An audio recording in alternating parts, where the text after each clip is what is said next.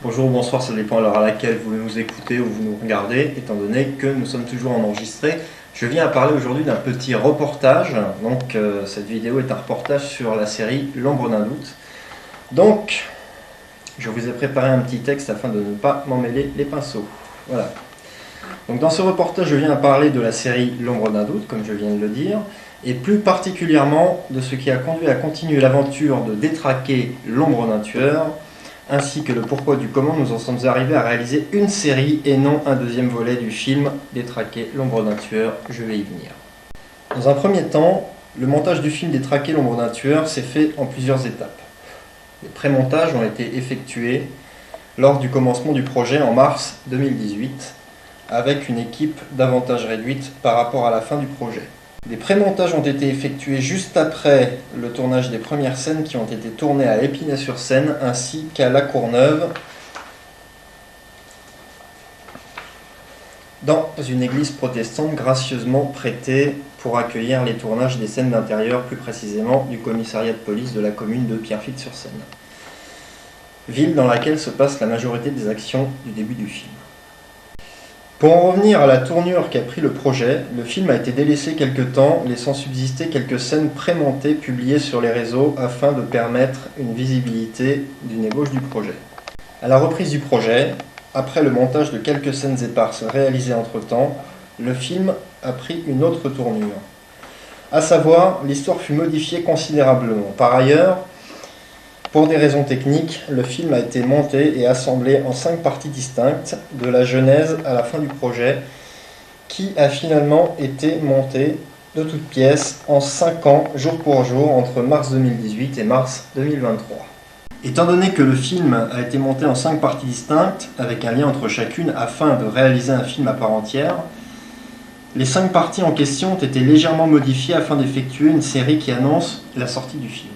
Par conséquent, dans la série, la fin n'est pas dévoilée et ne tient qu'à une scène finale afin de pousser le spectateur à aller voir le film. Un concept de film-série réalisé à l'approche de la sortie du film complet afin d'apporter du contenu supplémentaire sur les réseaux et d'innover en la matière.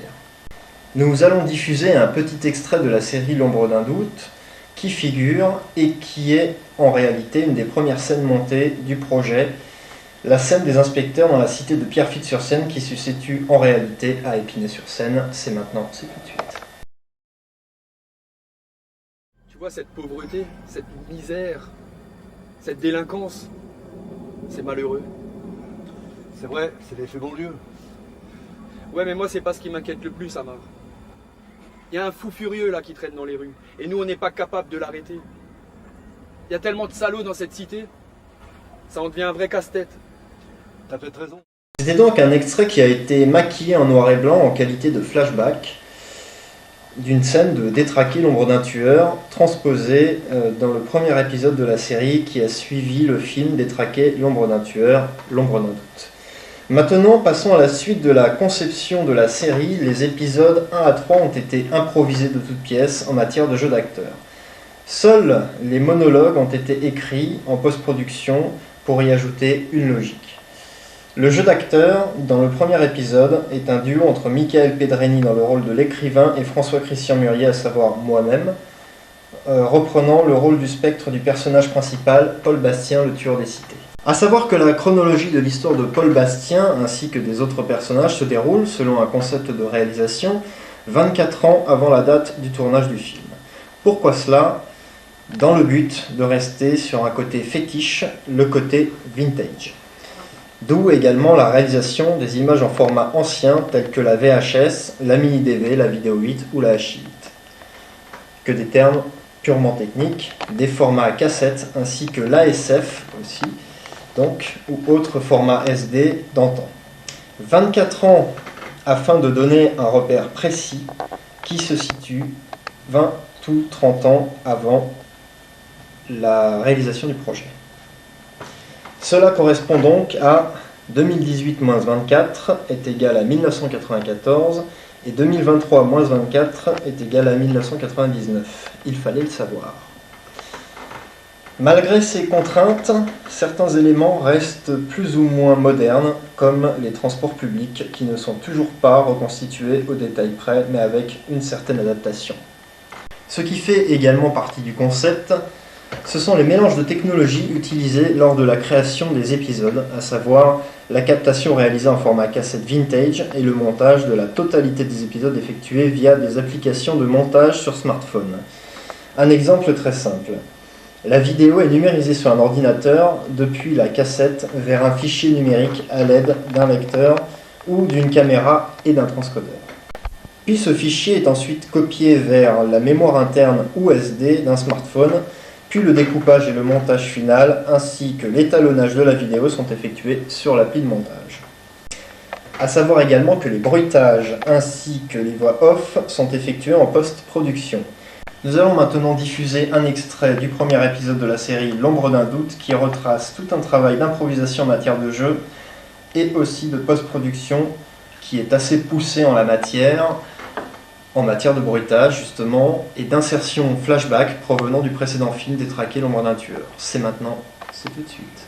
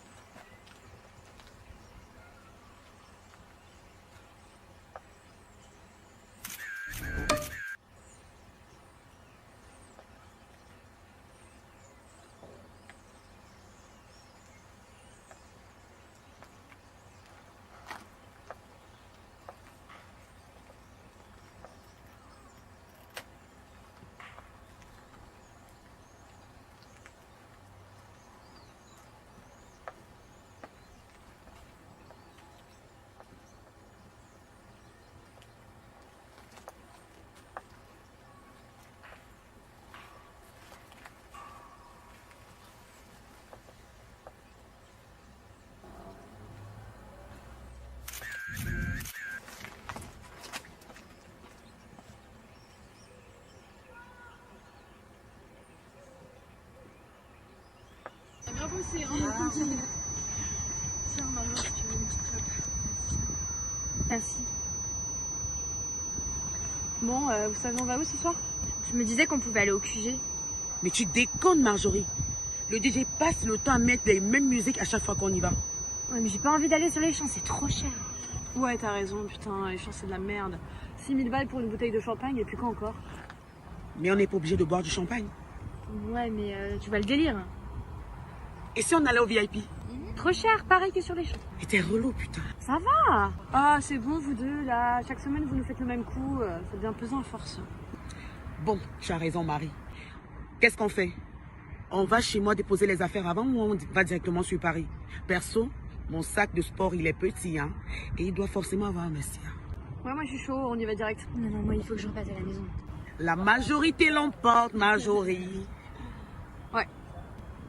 Bon, on fait un resto avant. Hein. Bah oui, logique. Avant tout, il faut qu'on passe au chiottes se maquiller. Perso, j'ai ramené ce qu'il faut au cas où. Moi aussi. J'ai oublié mon maquillage, chier. Oh, t'inquiète, Marjorie. On va t'en prêter, ok? Pas de tata nerveux ce soir, s'il te plaît. Bon, il faut que je fasse un petit pissou avant. Ok, attention, on y va. On y va. Ouais, tu as fini ta grouille parce que j'ai besoin d'aller pisser là. Ok, on y va.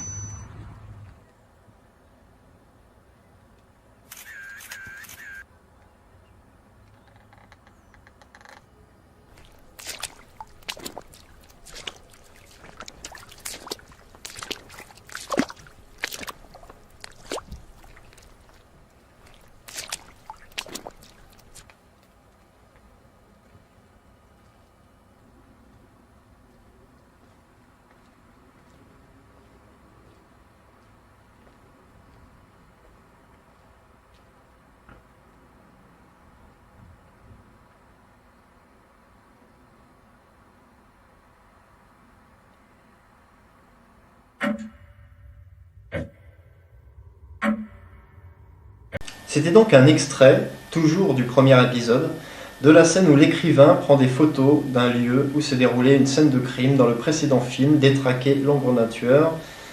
On peut d'ailleurs y observer des courts extraits de celui-ci dans la scène en question.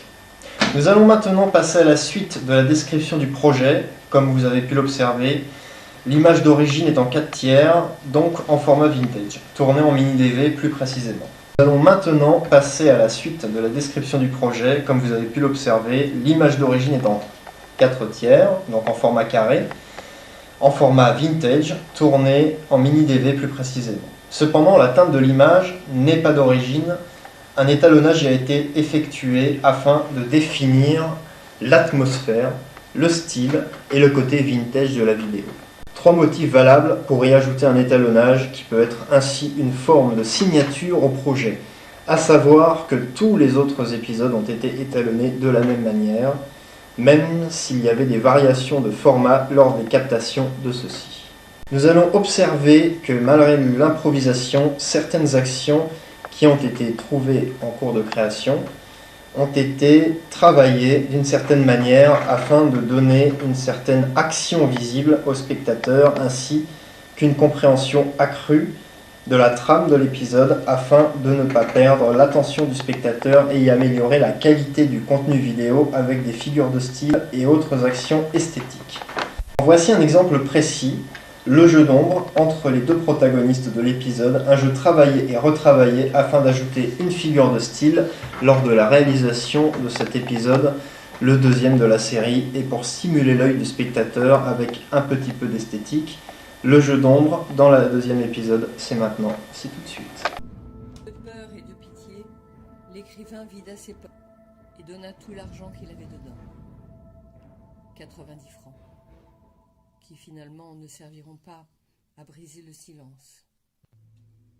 Le mendiant, qui ressemblait étrangement au contrôleur de la SNCF qui l'avait alpagué la veille, lui fit signe d'un geste grossier et insignifiant de passer son chemin. Pierre Lamarre s'est senti à ce moment-là comme pourchassé par un esprit maléfique. C'était donc une figure de style, une figure esthétique, de quoi stimuler l'œil du spectateur, et ceci trouvé sur le terrain lors du tournage du film à la tombée de la nuit. Dans l'esprit du doute, d'où le nom de la série L'ombre d'un doute, qui reflète la continuité de Détraquer l'ombre d'un tueur, au bout du deuxième épisode, on ne sait pas qui est réellement devenu le personnage principal. On y observe là 2 possibilités. Le mendiant, qui erre dans les rues de la banlieue parisienne, sans but précis, en l'occurrence dans les rues de Noisy-le-Sec, lieu de tournage du deuxième épisode, ou le contrôleur SNCF, qui intercepte l'autre personnage, donc, phare de l'épisode, l'écrivain Pierre Lamarre, à la gare de Val-de-Fontenay, sur le RER A. À la fin de l'épisode, le doute plane encore.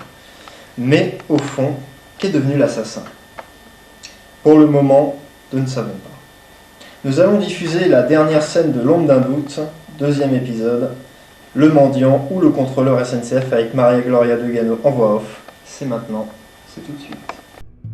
Dans le marasme de cette banlieue sinistre, le tueur pourrait être partout. Mais serait-il devenu mendiant ou contrôleur SNCF ? Du moins pour le moment, il reste une ombre parmi tant d'autres.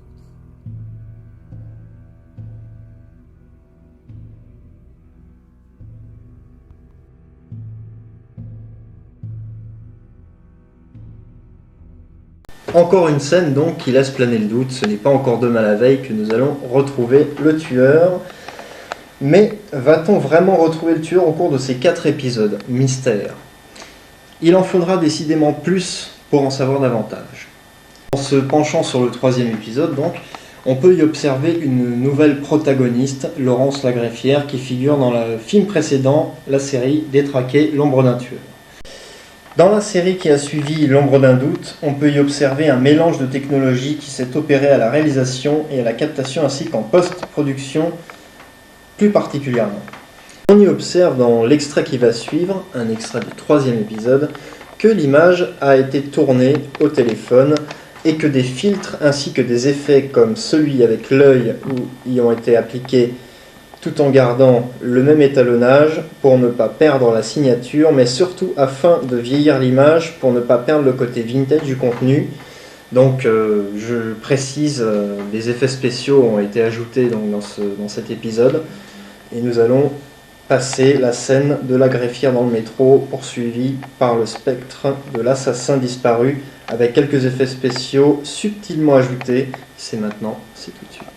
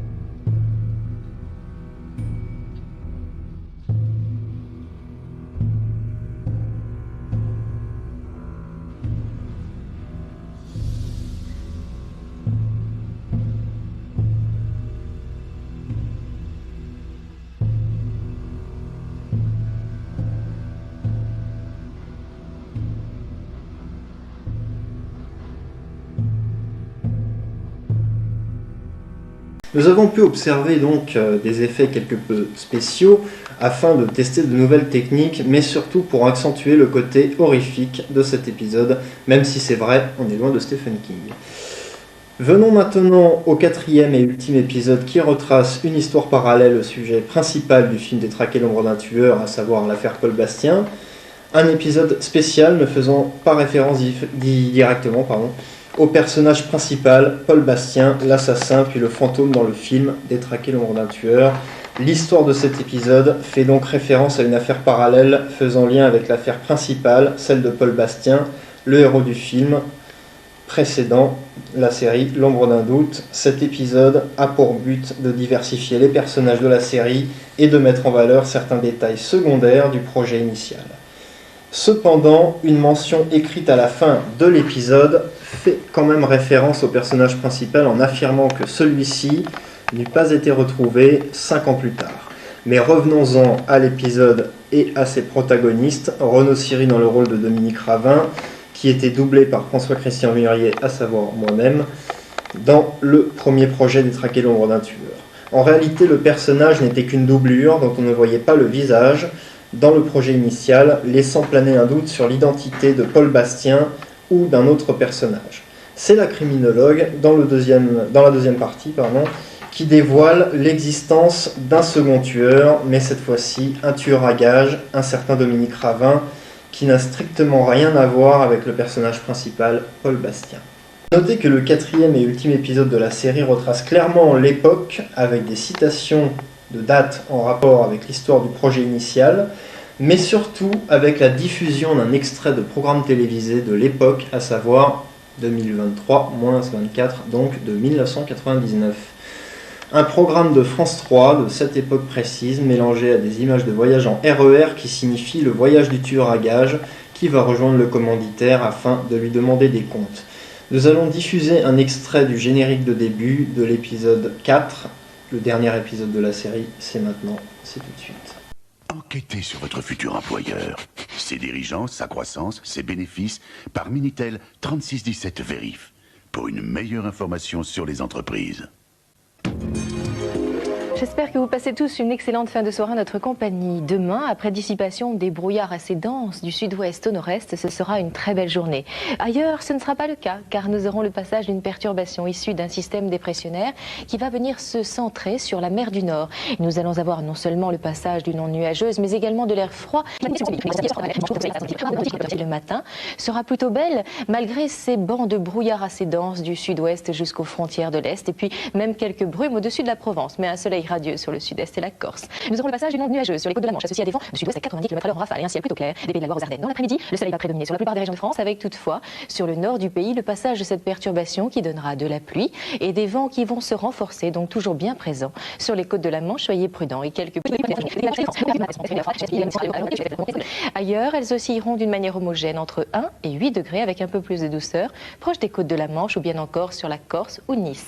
Les températures de l'après-midi bénéficieront d'une évolution diurne plutôt belle, mais ces températures seront légères par rapport à celles d'aujourd'hui, gardant un peu de froid sur le nord-est, elles oscilleront entre 6 et 9 degrés sur ces régions, et ailleurs, entre 10 et 16 degrés, elles offriront même 17 et 18 pour l'île de Beauté.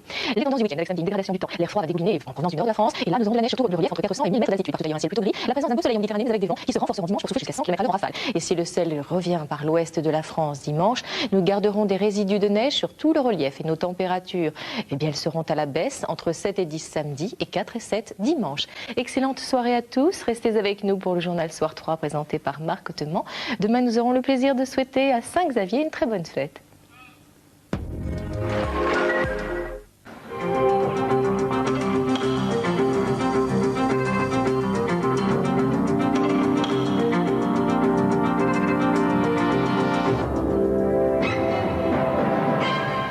Bonsoir, les titres de ce Soir 3. Un nouveau pas important dans la recherche médicale. C'est une équipe anglaise qui a réussi à décrypter la totalité d'un chromosome. La grande négociation du commerce mondial a commencé à Seattle. Ce sont les Européens qui ont pris l'initiative.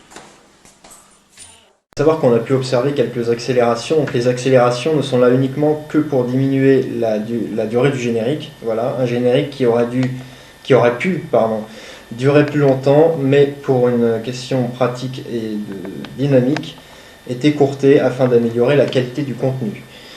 On peut observer dans cet épisode que les acteurs, en particulier Pierre-Éric Court qui interprète le rôle de Jean-Paul Imbert, le commanditaire du double meurtre de Gennevilliers, des Grésillons à Gennevilliers plus précisément, dans le projet initial, le film Détraquer l'ombre nature, je le cite encore, ont des jeux naturels et jouent comme ils peuvent, car n'ont pas forcément de formation d'acteur, mais peu importe, l'essentiel chez Soar RTSH Prod, et c'est intéressant de le souligner, c'est d'essayer et de faire à sa manière, car tout le monde peut arriver à être acteur dans sa vie. C'est un métier très accessible et accessible à tous, justement. Nous allons désormais diffuser un extrait de dialogue, à moitié écrit et à moitié improvisé, entre Pierre-Éric Court dans le rôle de Jean-Paul Imbert et Renaud Siri dans le rôle de Dominique Ravin, le tueur à gages. C'est maintenant, c'est tout de suite. Qu'est-ce que tu fais là? Ah, tu vois, je t'ai pas envoyé de lettre commandée, mais j'avais quand même envie de te voir. Qu'est-ce que je te fais là-dedans? Un whisky, sans glaçon. Ou rien.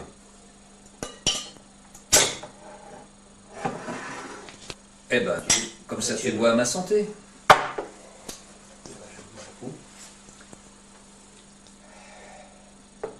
Sinon, à part ça, tes vacances à Tahiti. Bah, tu avais bien dit de foutre le camp définitivement. Eh ben voilà. Tahiti, c'est pas la porte à côté non plus. Non, mais ça reste la France, et tout ce qui va avec. Meurtre, police, prison. D'ailleurs, comment t'as fait pour survivre après ce qui s'est passé en mars 94? Qu'est-ce que tu veux dire par là? Bah, le juge Castel du parquet de Nanterre m'a identifié. Et toi aussi. C'était il y a 2 ans, en 97. Je suis au courant, l'ami, mais ils n'ont jamais identifié le vrai commanditaire. Dis-moi, mais tu m'as fouillé pas comme ça avant. C'est moi qui te fais peur? Pas du tout. Comment t'as fait ton coup? Dans cet épisode, on y observe que les dialogues ont été légèrement improvisés en conséquence afin de faciliter le travail de ceux qui ne sont pas comédiens de formation, mais à qui le collectif SOA donne des chances de se former et d'exercer sporadiquement cette discipline. Étant donné que cette série est avant tout issue d'un projet type polar, il était évident, en plus d'un rôle de greffière, d'y ajouter des rôles de policiers afin d'honorer ce genre, le genre de la série plutôt, dite d'enquête. On y trouve donc, dans cet ultime épisode, 2 rôles de policiers, un homme et une femme, venus arrêter les 2 protagonistes parallèles de la série, un commanditaire et un tueur à gages, qui étaient jusque-là, dans cet épisode, en retrait du projet. Le rôle du tueur à gages y est cette fois-ci dévoilé au public et n'est pas resté uniquement une doublure dans le projet initial, comme dans le projet initial. Nous allons voir un extrait du 4e épisode avec les policiers. C'est maintenant, c'est tout de suite.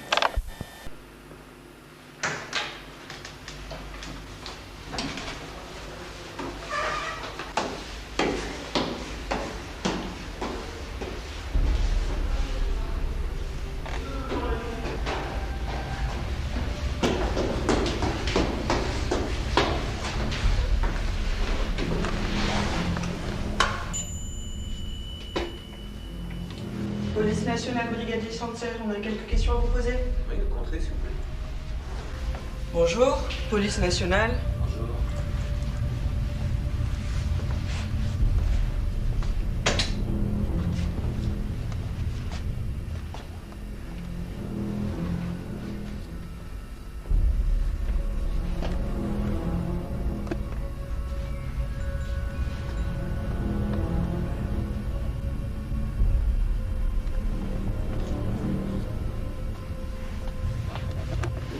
Monsieur Humbert, connaissez-vous Monsieur Dominique Cravin? Non, pas du tout. Du tout? Il est inconnu au bataillon, si on peut dire. C'est ça.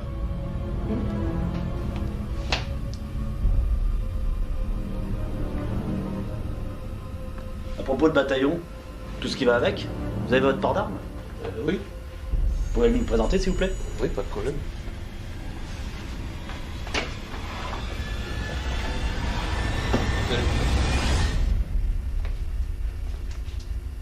Sanchez. Ah oui? Vous avez une carte d'identitaire? Oui. Allez. Je crois que vous êtes pas raccord là. Et vous qui vous êtes? On observe aussi que la qualité d'image est amoindrie, c'est à cause de l'étalonnage qui est accentué afin d'y opérer un contraste avec les scènes de télévision du début. A noter également que, contrairement aux 2 autres épisodes tournés en mini-DV, 3 autres épisodes plutôt tournés en mini-DV et un peu au téléphone, pour l'épisode 3 avec les effets spéciaux, cet épisode a été tourné en H8, VHS normal et VHS-C étalonné en numérique. Cependant, les images de train ont été tournées au téléphone et la scène de télévision est une incrustation sur une photo de téléviseur. Il faut savoir aussi que l'étalonnage varie légèrement selon les caméras utilisées pour la captation afin de réaliser un rendu linéaire au niveau du montage final. Pour conclure, voici la fin du 4e épisode qui, je l'espère, vous donnera envie de découvrir la suite, à savoir l'ultime projet Détraqué, qui est en cours de réalisation et qui clorera la saga Détraqué autour de Paul Bastien. Quelle sera la fin? Mystère. Voici donc la fin du 4e épisode. Aveu, c'est maintenant, c'est tout de suite. Eh ben, messieurs les enculés, je vous annonce que vous êtes tous les 2 en état d'arrestation. Oh, je rêve. Sanchez! Monsieur Humbert, retournez-vous s'il vous plaît.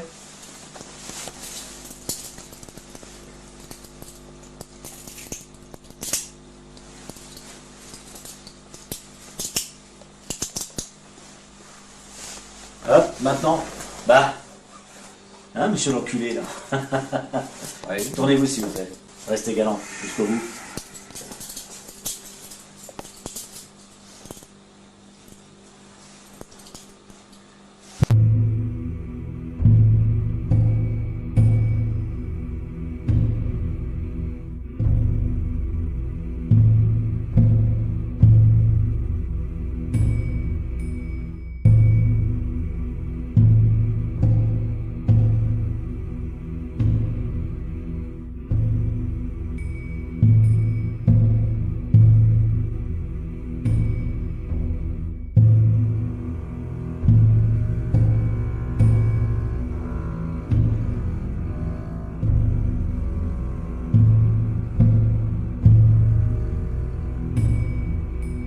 Et voilà, notre rétrospective est maintenant terminée. Merci de l'avoir suivi. La suite au prochain volet de la saga qui est en cours de réalisation, je précise. Et donc, nous allons vous diffuser le générique à nu, donc sans les noms des futurs comédiens, mais avec les noms des participants aux extraits de films et au reportage en lui-même. Un extrait qui est une ébauche de la suite tournée sur Valenton, Créteil et Choisy-le-Roi, ainsi qu'un lieu mystère pour la dernière image. La suite au prochain épisode, très prochainement. Bonne soirée, bonne journée, ça dépend à l'heure à laquelle vous nous regardez. Bien à vous tous, François-Christian Murier pour SOA à RTSH.